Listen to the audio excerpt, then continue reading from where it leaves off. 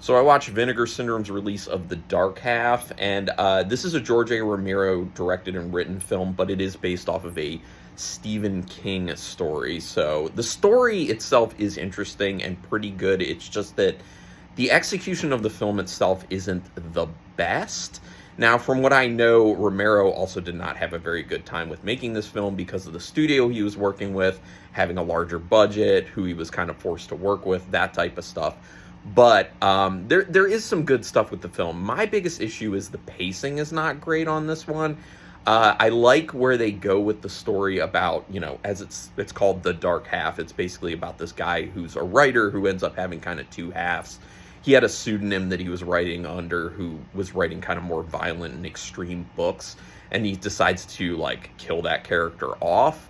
But it turns out that it's not so much a character anymore, and then there's some havoc being wreaked, and there are people getting killed, stuff like that. So it sounds really interesting. The problem is it's a 2-hour film for that premise, and the premise just doesn't warrant 2 hours. It feels like a slog at times. A lot of the scenes are just way too long, unfortunately. The acting is quite good. The kills suck. That's another thing with this. They're very boring, non-gory kills. I think, excuse me, I think maybe because that was supposed to be more of a commercial film, they're trying to make this some big blockbuster.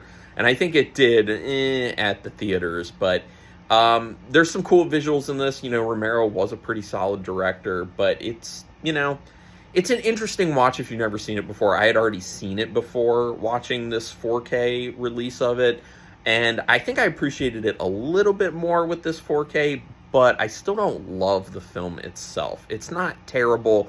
I'd go ahead and give it a 3 out of 5 stars, even though I did consider it 2.5 because that pacing is pretty bad, unfortunately. But 3 out of 5 stars anyway for The Dark Half.